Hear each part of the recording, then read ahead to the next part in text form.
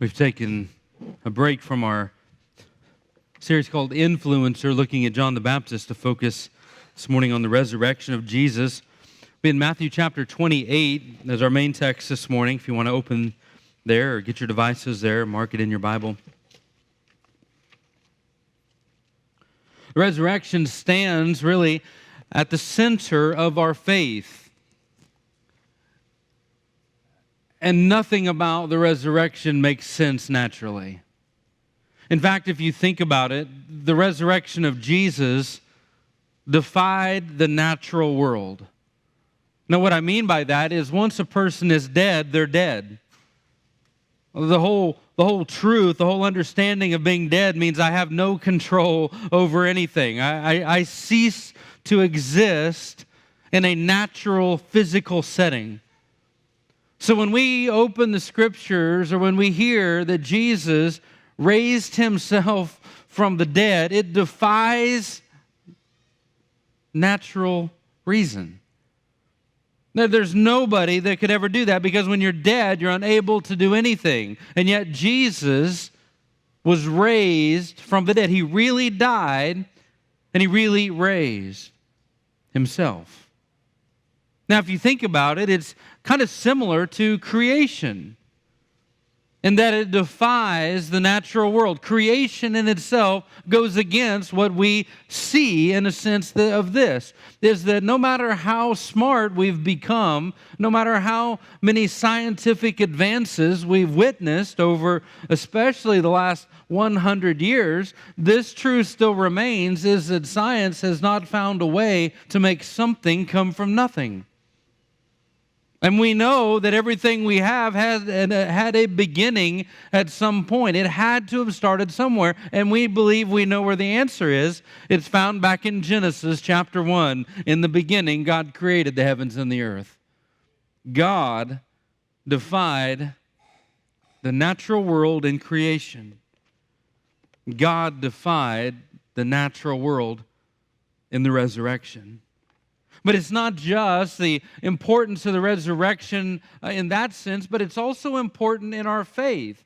It's not important just because we want something to believe in. Let me give you a couple of scriptures to consider this morning as we think about how our faith is predicated on that empty tomb. How the empty tomb literally gives us the foundation of our faith. And these are just a couple of verses.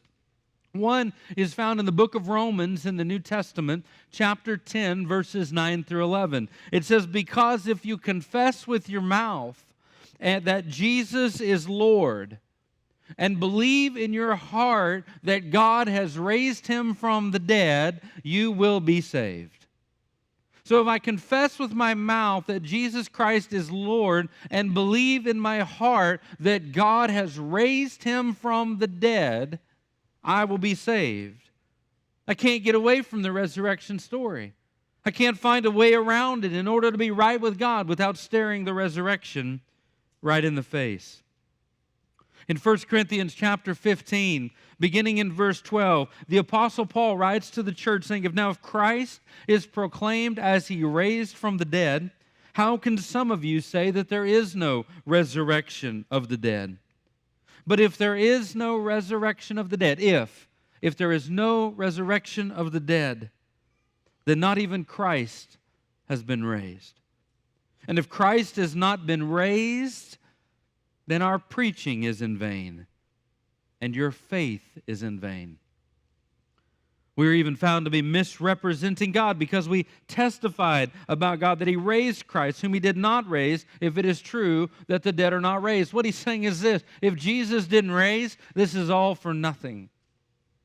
If Jesus didn't raise, that means He wasn't true about what He said, because He said He would be raised again on the third day.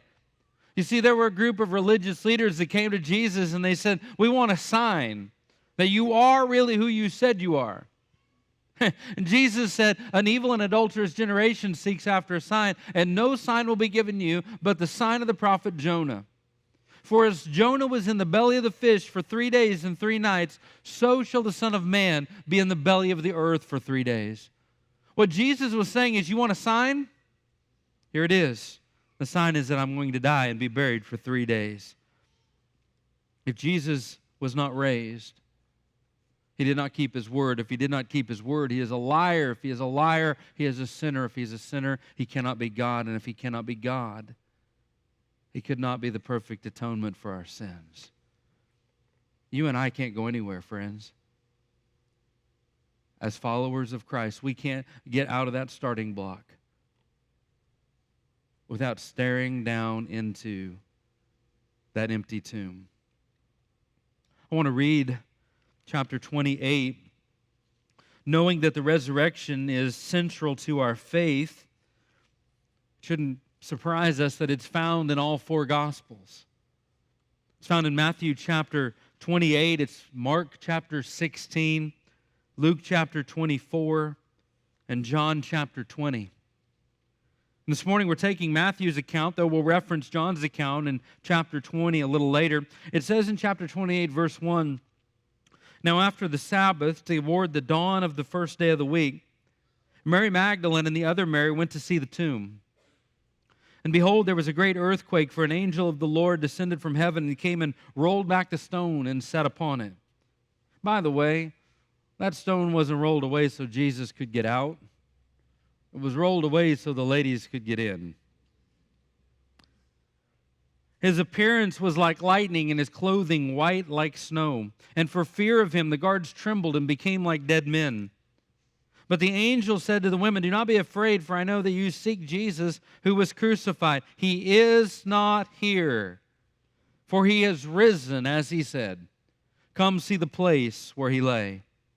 Then go quickly and tell his disciples that he's risen from the dead. And behold, he is going before you into Galilee, and there you will see him. See, I have told you.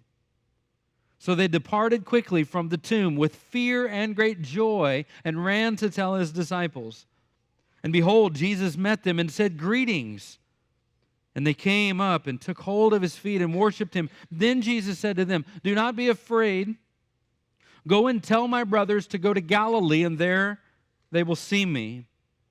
And while they were going, behold, some of the guard went into the city and told the chief priests all that had taken place. And when they had assembled the chief priests and taken counsel, they gave a sufficient sum of money to the soldiers. And they said, tell people that his disciples came by night and stole him away while we were asleep. And if this comes to the governor's ears, we will satisfy him and keep you out of trouble. So they took the money and did as they were directed, and the story has been spread among the Jews to this day. Let's stop there.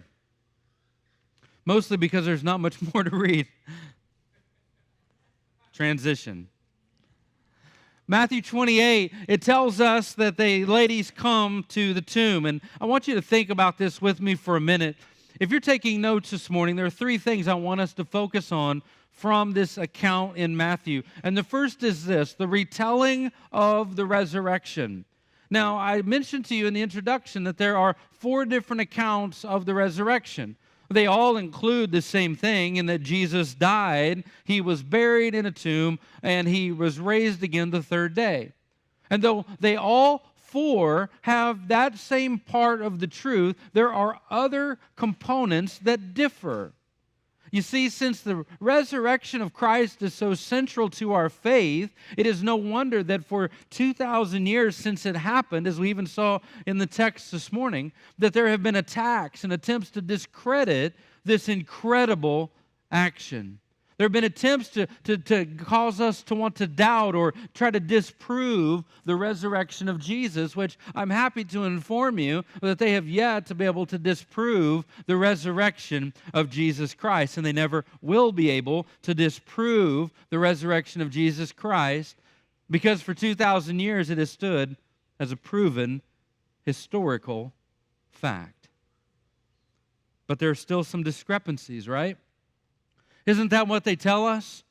I mean, if this event was so big and was recorded from 4 different perspectives over 4 different spans of time, then shouldn't all 4 accounts be the same? Now, I told you they are all the same in that Jesus died, He was buried, and that He raised again the 3rd day. But the discrepancies lie in other things. Let me give you an example. The number of women at the tomb. There's a discrepancy in the story. In Matthew, he records 2. In Luke, he records 3 by name with some others. In Mark, he records 3 but doesn't give their name. And John only records 1. So let me get this straight. In all 4 accounts of the greatest event to ever happen in human history, these 4 different perspectives, one person says there was 1, one person says there were 2, another says there were 3, and Luke records that there were 3 mentioned by name and possibly others. So now I've got that there could have been 1 and there could have been as few as 5 ladies that went to the tomb. That's a discrepancy, right? What about the angels? Matthew and Mark both record that there was 1 angel. But Luke and John record that there were 2. You would think something as big as that. Matthew and Mark record 1. Luke and John record 2. The time of day. Slight discrepancy there. Again, this huge event in human history. How could they not all agree, right? Matthew says it was at dawn. Mark says it was very early, just after sunrise. Luke says it was very early. And John says while it was still dark. So when I take all 4 of these accounts of this greatest event in human history, from these 4 different perspectives, from these 4 different historians, and I learned that there's anywhere from 1 to 5 women, if not more. They came sometime kind of early in the morning or very early, and some while it was still dark, and some while the sun was coming up, and some saw 1 and some saw 2. Let me ask you this. If there were 2 angels, were there 1? That's bad grammar. Sharon Lewis right now just flinched a little. Let me ask you, if there were 2 angels, was there also 1? Were? Yes. If there were 5 women, were there also 3? 2? 1. Parents, have you ever heard a crash of something breaking in your house? And you go into the room and you see the kids standing like this. And you say, "What happened?" And they all have the same story. Exactly the same story. No, I'm telling you that we were in the other room and a cat jumped up on the refrigerator and knocked off the cookie jar and it broke. And they all 7 have the same story? Is that a little fishy? Yeah. You see, we've learned as parents that when something happens and we come in and all of our kids have the same story, we've come to learn that they have rehearsed it. They're like, oh, guys, blame the cat. Mom's going to be in here in like 4 minutes. Blame the cat. Say the cat got on the refrigerator, knocked it off. She'll believe it. Everybody, the cat, are we good? The cat. You know it's been rehearsed. Guys, let me tell you something. Here's one of the great awesome facts about this gospel recordings. That we have 4 different recordings from 4 different perspectives over 4 different times. And you know what? They don't all match perfectly. And you know what? I love it. Because it doesn't tell me that it's not true. It actually further validates the fact that all of them didn't get together and said, okay, guys, we got to make this really good. We got to make sure that we're all on the same page. Remember, we got to tell them the cat did it. No, we got to tell them, no, not one. Let's put 2 in there. Let's put 2 angels. That's more cool. And let's say, make sure that they know that you were doing it at the first hour, not the second hour, Mary. And Mary, let's make sure there are 3 of them. Guys, let me tell you something. If you and I open the Gospels and all 4 Gospels said word for word the same thing, wouldn't we all kind of scratch our head a little bit? To say 4 different accounts from 4 different perspectives, written from 4 different amounts of time, all have the exact same account. Friend, the discrepancies don't disprove it. I believe they further validate the account that they didn't get together. They're all true, and they're all seen through their perspective. The retelling of the resurrection, what happened? Jesus was raised, and he is still raised. Number 2, the responsibility of the resurrection. What am I to do with this? If I am hearing the resurrection, if I hear the account of the resurrection that Jesus is alive, what do I do with this truth? Here's what the angel told the women. When they come to the tomb, he says, he is not here, he is risen, just as he said. Come see the place where the Lord lay. Come see the place where the Lord lay. Did you notice the very first thing? This angel of the Lord, who only says what God says to say, tells these ladies, come on in. Guys, this reminds me that we worship an inviting God. You remember when God was about to destroy the world? He used Noah to build an ark. And he put a door and an entry on the ark. And when it was all finished and the rain was about to start, do you remember what God told Noah and his family? He said, come, you and your family, into the ark. Inviting Noah to be saved. In Matthew chapter 11, verse 28, Jesus looks out on the multitude who were burdened and broken and beat down.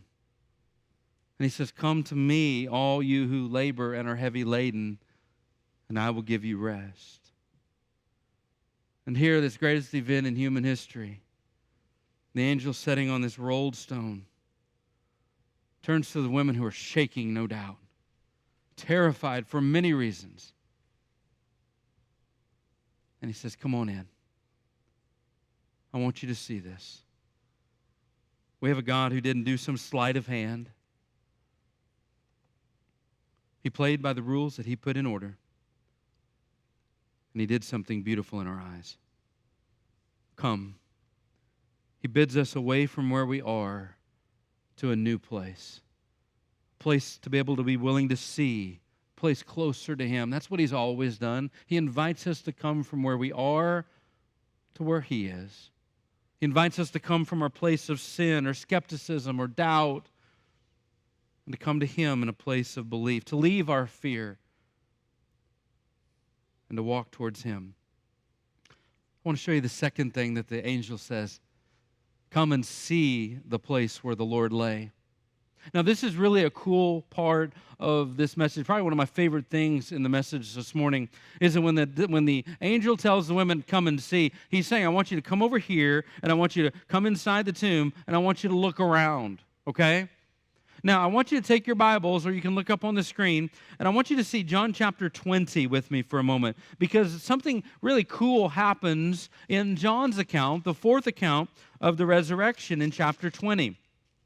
One of the women have gone back and found Peter and John, 2 disciples, and they say that the tomb is empty. We don't know what they've done with the body, and Peter and John are now running back to the tomb. And look in verse 4. Both of them were running together, but the other disciple outran Peter and reached the tomb first.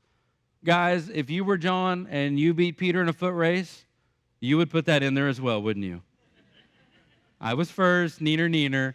All the world is going to know that I beat Peter. Notice verse 5, and stooping to look in, he saw the linen clothes lying there, but he did not go in. This is cool. John runs, he gets there first, he stops and he looks in the tomb, doesn't go in, he stoops down and he looks in from a distance, okay? So you got the tomb, you got John running, he's out of breath, Peter's still a little bit behind, and he looks in and he sees it's empty. That's what it is, saw. Do you guys know what that word saw means in the original language? To look. It's kind of boring, I know. I built up and then let you down. It means to look. It's common, friends. Look, I'm looking at you. You're looking at me. That's it. John looked. That's the Greek word. Very precise language. But then something happens. Peter runs up, right? Because Peter's angry that he's second. So he sees John and he nudges him out of the way. And he jumps down into the tomb, as we would expect Peter to do, right? Peter, the impulsive one, jumps down in there and he looks and it says he saw. Look what it says. Then Simon Peter, verse 6, came following him, knocking him out of the way. That's me. And went into the tomb and he saw the linen clothes lying there. Look at verse 7. And the face cloth which had been on Jesus' head, not lying with the linen cloths, but folded up in a place by himself. What does it say Peter did? It says he ran in and he saw.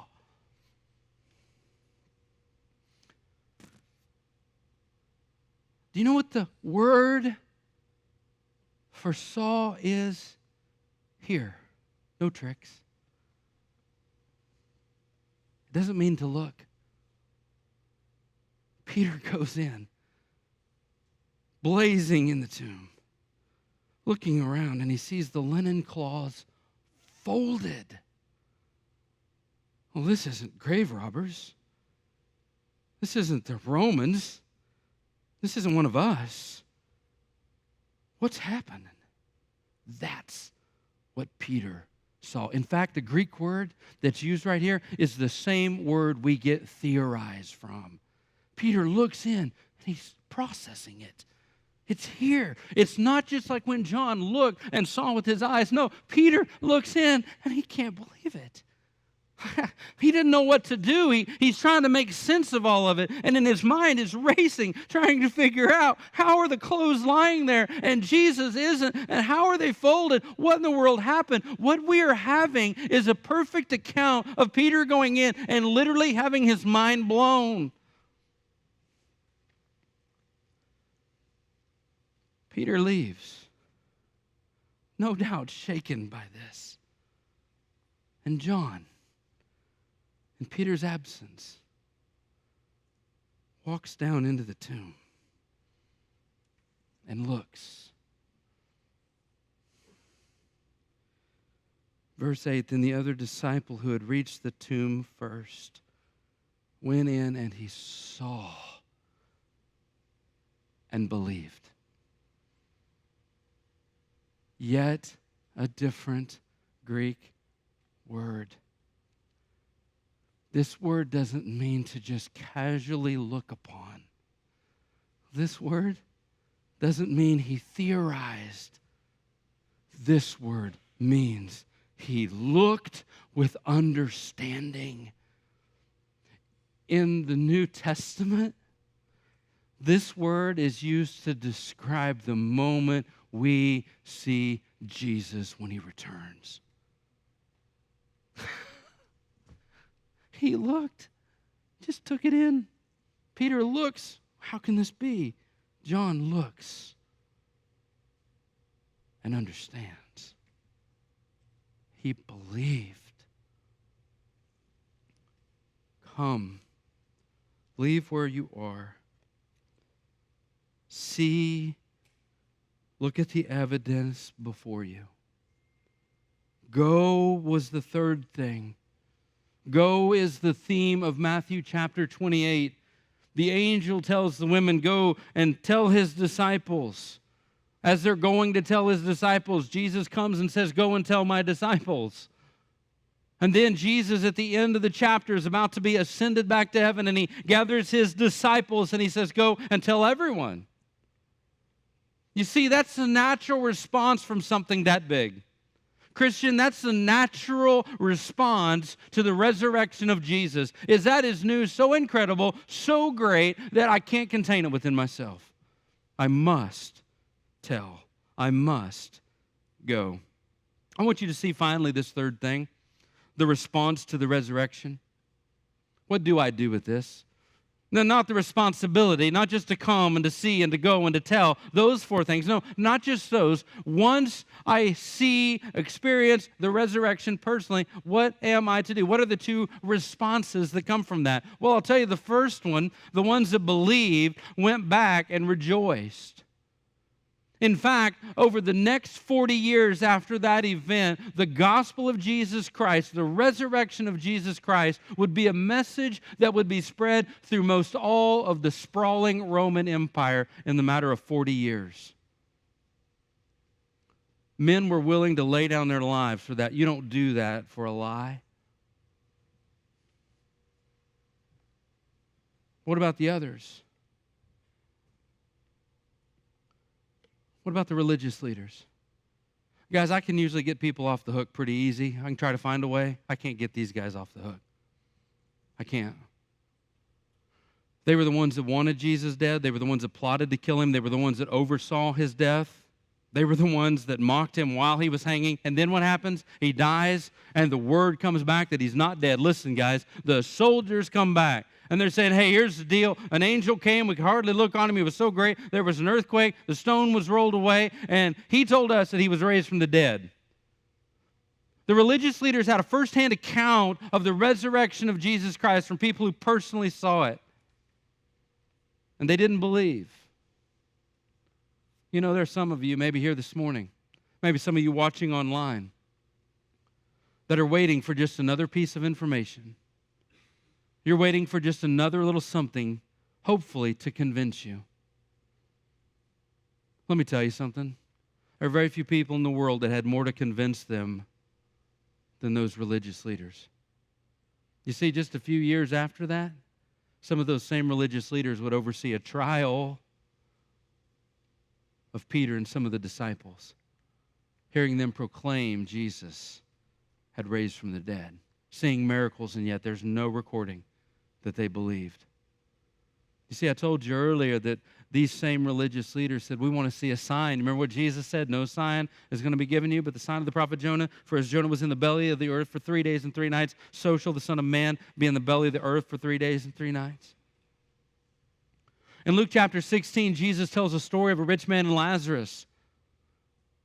The rich man went to hell, and Lazarus was in Abraham's bosom. And if you remember the story, the rich man, being in torments in hell, he lifts up his eyes and he says, Father Abraham, send Lazarus to my brothers. I have 5 brothers.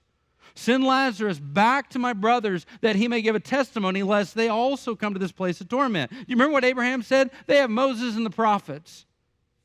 What Abraham was saying is, you know what? They've got the Bible. No, Father Abraham, they will believe if one rises from the dead. You know what Abraham said? They will not believe, even though one rise from the dead. Think about that. Even though one rise from the dead, they will not believe. That's what Abraham said to the rich man who was in hell and torments.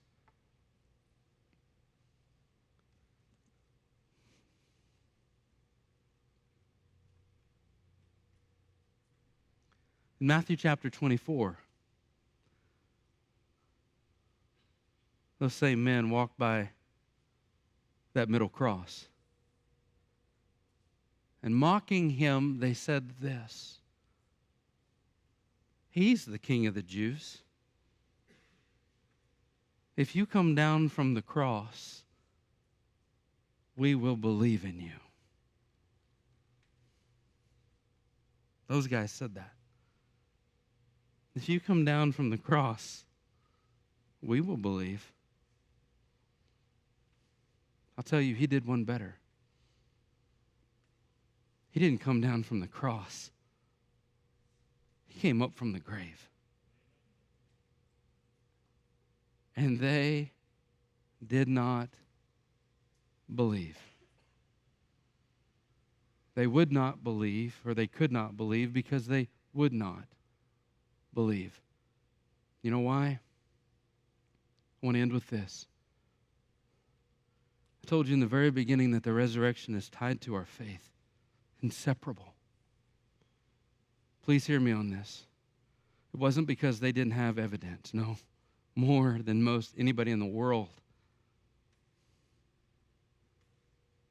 I believe they didn't believe because of pride. Hear me. Because if they believed that he truly did what he did, they would have to believe that he was who he said he was. And they would have to believe that they were who he said they were. And they couldn't do that.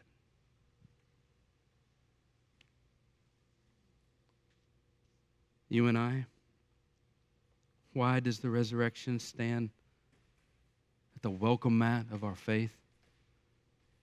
Because it proves that he did what he said he would do.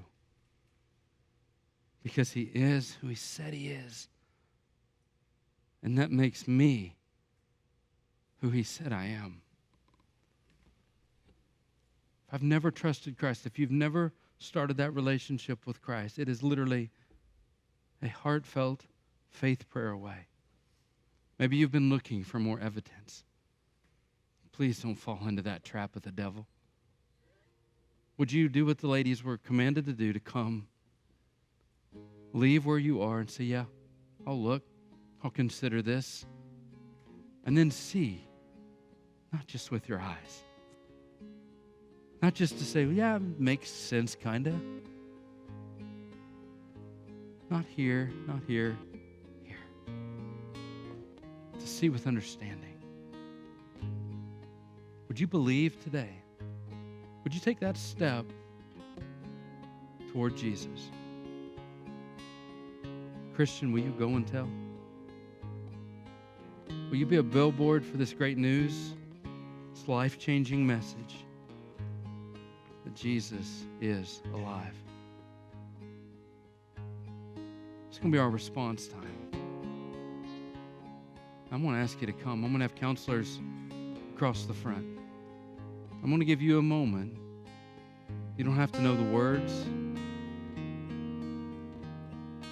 If there's something on your heart you need to get right with God, I'm going to invite you to come. If you've never been saved and you want to talk with somebody about that, if you're moving from a place of unbelief to belief, all they that call upon the name of the Lord shall be saved. If I confess with my mouth that Jesus is Lord and believe in my heart that God has raised him from the dead, I will be saved.